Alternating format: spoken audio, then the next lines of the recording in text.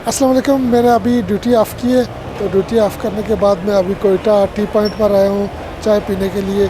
तो आज आपको बताने जा रहा हूँ कि चाय के फ़ायदे क्या हैं और चाय के नुकसानात क्या हैं। तो चलते हैं अंदर नाज़रीन। तो टेबल पर चाय भी मंगवाते हैं, चाय का ऑर्डर करते हैं और फिर आपके साथ गपशप करते हैं और चाय के फ़ायदे और चाय के नुकसानात आपको बताता हूँ। ठीक है, थैंक यू। अच्छा नाजरीन, मैं अभी चाय के लिए ऑर्डर करने लगा हूँ, तो मेरे सामने वेटर खड़े हैं, उनसे मैं ऑर्डर करता हूँ। अच्छा, चाय जो है ना मेरे लिए स्पेशल और क्रीम वाली मलाई डाल के ले आना, ठीक है? अच्छा ठीक है सर। ठीक है।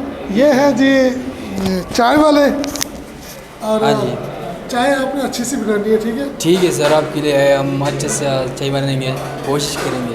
ठीक है, ओके, ले आइए।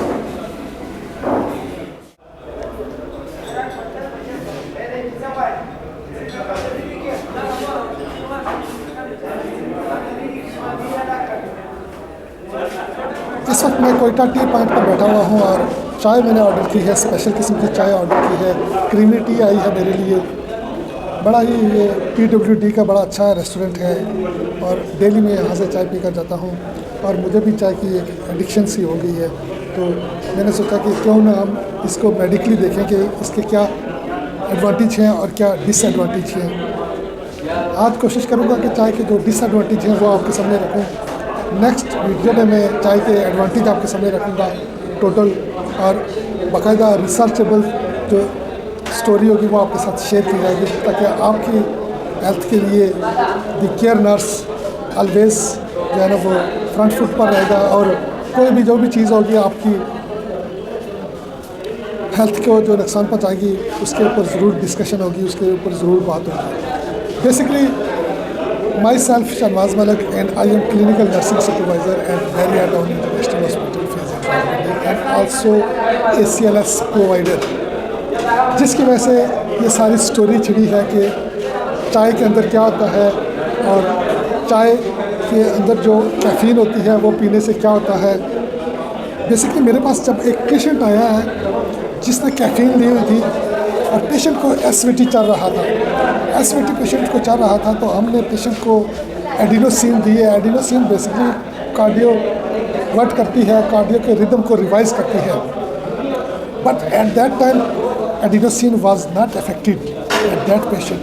तो मैंने उसके ऊपर थोड़ी सी रिसर्च शुरू किया कि एडिनोसिन इसके ऊपर क्यों नहीं काम कर रही, और उसकी हिस्ट्री थी, यंग फीमेल थी, तो उसकी एक हिस्ट्री थी कि उसने कॉफ़ी पी है 1 कप, और कॉफ़ी पीने के बाद उसको पल्पिटेशन स्टार्ट हो गई है। पल्पिटेशन स्टार्ट हुई है तो वो जब इमरजेंसी डिपार्टमेंट में हमारे पास प्रेजेंट हुई है, तो पेशेंट्स को जब हमने ECG किया तो ECG में जो रिदम आया तो वो SVT था।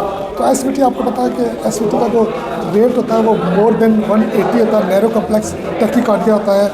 अगर पेशेंट स्टेबल है तो उसको हम मेडिसिन से ट्रीट करेंगे, सबसे पहले वैगल मैनेवर करेंगे, देन हम मेडिसिन से ट्रीट करेंगे। अगर अनस्टेबल पेशेंट है तो हम फिर इलेक्ट्रिकल कार्डियोवर्जन पर जाएंगे, लेकिन patient was stable at that time. तो मैंने जब पेशेंट से हिस्ट्री ली है तो मैंने काफ़ी के ऊपर रिसर्च की कि काफ़ी ऐसा क्या करती है कि किस वजह से पेशेंट जो है ना पेशेंट का हार्ट रेट इंक्रीज़ होता है, आखिर क्या वजूहत है, आखिर क्या मामला है, क्यों पेशेंट का हार्ट रेट इंक्रीज़ होता है। तो सबसे पहले हम कॉफ़ी के जो इंग्रेडिएंट्स हैं या टी के अंदर जो इंग्रेडिएंट्स है कॉफ़ी है, कॉफ़ी की कंपोजिशन देखते हैं कि ये कहाँ से आती है। अच्छा, सबसे पहले तो ये मैं बता दूं कि coffee is a natural stimulant most commonly found in tea, ठीक है, most commonly found in tea and cocoa plants और कैमिलिया लीव्स के अंदर जो है ना वो काफ़ीन ज़्यादा पाई जाती है। और जो हम टी यूज़ करते हैं टी के अंदर कैफ़ीन होती है। तो कैफ़ीन जो है उसकी वजह से बहुत सारे मसाइल होते हैं। इसकी जो रिकमेंडेड डोज़ है वो 200 mg से लेकर 400 mg तक आप डोज़ ले सकते हैं एक नॉर्मल इंसान। पेशेंट्स की बात नहीं कर रहा, पेशेंट्स के लिए वेरिएशन हो सकती है according to disease, according to diagnose. अच्छा, सबसे पहले ये है कि काफ़ी क्या करती है, काफ़ी कैसे कहाँ कैसे अब्ज़ॉर्ब होती है, इसकी अब्ज़ॉर्प्शन का टाइम कितना है, इसका पीक लेवल कितना है। इसका जो अब्ज़ॉर्प्शन का टाइम है वो 20 मिनट्स है। गट के ज़रिए ये अब्ज़ॉर्ब होती है और ब्लड स्ट्रीम में जाती है। उसके बाद ये इसका जो पीक लेवल है वो 1 घंटे का इसका पीक लेवल होता है। यानी कि कॉफ़ी लेने के बाद 1 घंटा जो होगा वो कॉफ़ी का जो पीक लेवल होगा वो पीक लेवल होगा। ठीक है, अब हम चलते हैं कि इसके नुकसानात क्या हैं। सबसे पहले तो जब हम खाने के साथ चाय पीते हैं तो होता यह है कि खाने के अंदर जितने भी मिनरल्स होते हैं, विटामिन्स होते हैं, वो अब्ज़ॉर्ब हो रहते हैं गट के ज़रिए। और जब हम कॉफ़ी पी लेते हैं तो जो आयरन है, मोस्टली आयरन के जो फंक्शन है उसको न्यूट्रलाइज़ कर देती है कॉफ़ी, या उसके अब्ज़ॉर्प्शन को स्लो कर देती है, जिसकी वजह से आयरन डेफिशिएंसी एनीमिया डेवलप हो सकता है पेशेंट्स में। और वो पेशेंट्स जो ऑलरेडी सफ़र कर रहे हैं आयरन डेफिशिएंसी एनीमिया के साथ, वो कैफ़ीन का इस्तेमाल कम कर दें, चाय का इस्तेमाल कम कर दें। और दूसरा बड़ा जो इसका नुकसान है ये है कि ये एक ब्रेन स्टिमुलेटर है और ये अलर्टनेस करता है। और जो मेलानिन होता है, melanin basically producing sleeping hormones हैं जो आपके ब्रेन के अंदर हार्मोन होते हैं, डेवलप होते हैं, जिनकी वजह से आपको नींद आती है। जब सूरज गुरूब होता है तो आपको नींद आना शुरू हो जाती है। बेसिकली जो मेलानिन है वो आपकी ब्रेन में इंक्रीज़ हो रहा था, जिसकी वजह से आपको ये ब्रेन मैसेज देता है कि आप सो जाएं, आप रेस्ट कर लें। यही वजह है कि रात को रेस्ट किया जाता है। जब ये मेलानिन जो है वो कम हो जाता है, डिक्रीज़ हो जाता है, तो फिर ये होता है कि प्रोड्यूसिंग स्लीप जो हार्मोन्स हैं वो डिस्टर्ब हो जाते हैं, जिसकी वजह से ज़्यादा जागना पड़ता है। और ज़्यादा जागने की वजह से स्ट्रेस, एंग्जाइटी, इरिटेबिलिटी और हार्ट बर्न की जो सिचुएशन है वो सामने आ जाती है। अब हार्ट बर्न कैसे होता है? जब हम कॉफ़ी लेते हैं, जब हम चाय लेते हैं तो इसके अंदर जो कैफ़ीन होती है, वो मैदे के अंदर जब जाती है तो वहाँ जो हमारे मैदे के अंदर जो तेज़ाब होता है HCl, वो बेसिकली डाइजेस्टिव मटेरियल के तौर पर काम कर रहा था। मैदे के अंदर एक स्पिंटर वाल होता है जो कि बंद हो जाता है। जबकि जब कैफ़ीन की मिकदार जब ज़्यादा हो जाएगी तो वो जो स्पिंटर वाल्व है मैदे का, वो प्रॉपरली बंद नहीं होता है, जिसकी वजह से क्या होता है कि जो हमारा फूड पाइप है, जो एसोफेगस है, वहाँ तक जो है ना वो तेज़ाब जो है ना ऊपर आना शुरू हो जाता है, जिसकी वजह से हार्ट बर्न की जो कैफियत है इसको फेस करना पड़ता है।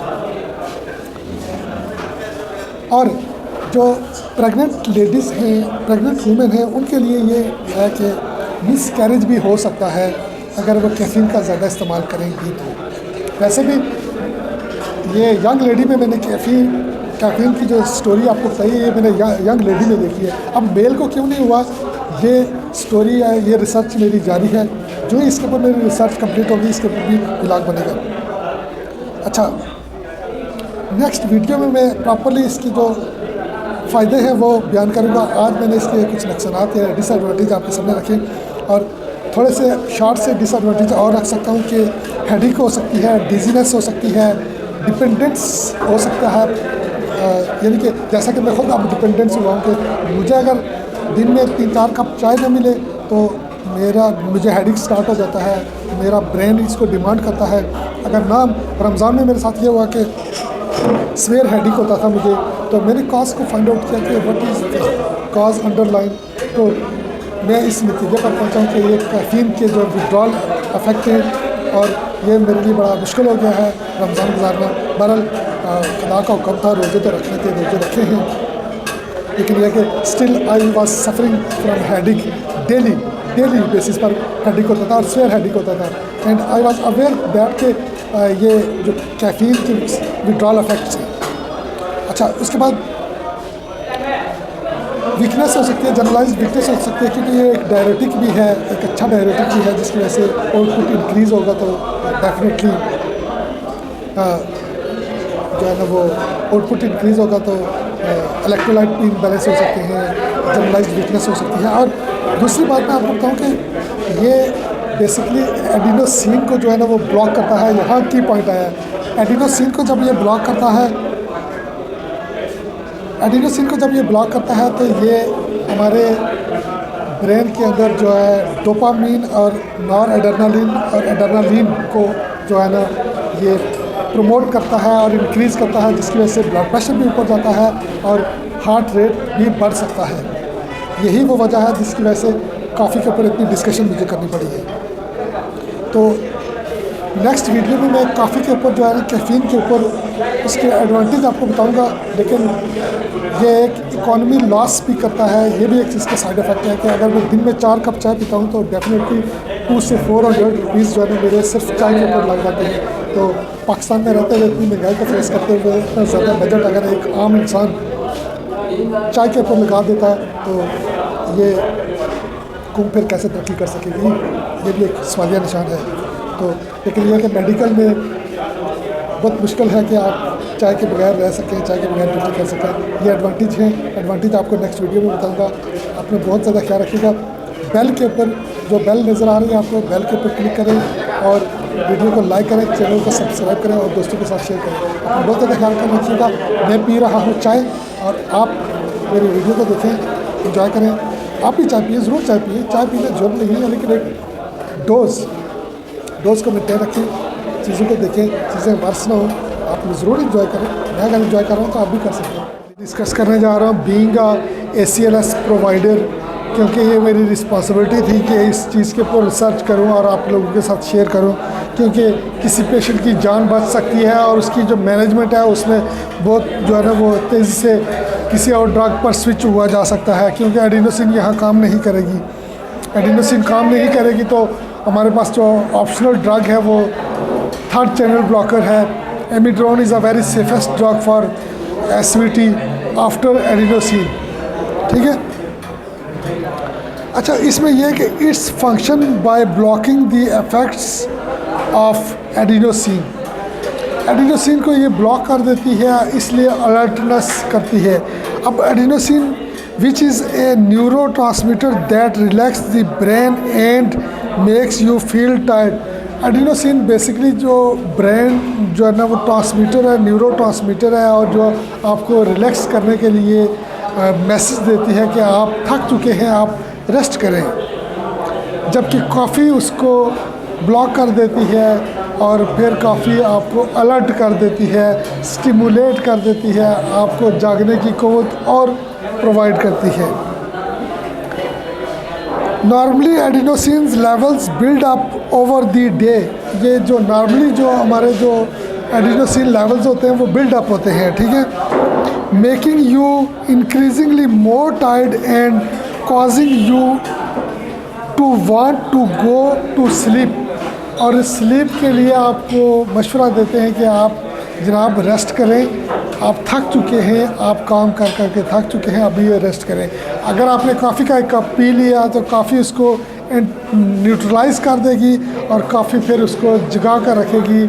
और इस सिलसिले में जो जब इंसान कैफ़ीन यूज़ करता है, जो ह्यूमन बॉडी के ऊपर इफ़ेक्ट होता है वो यही होता है कि जो एडिनोसिन से जो है ना वो उनको न्यूट्रलाइज़ कर देती है, उनको कम कर देती है। और एडिनोसिन एक नेचुरल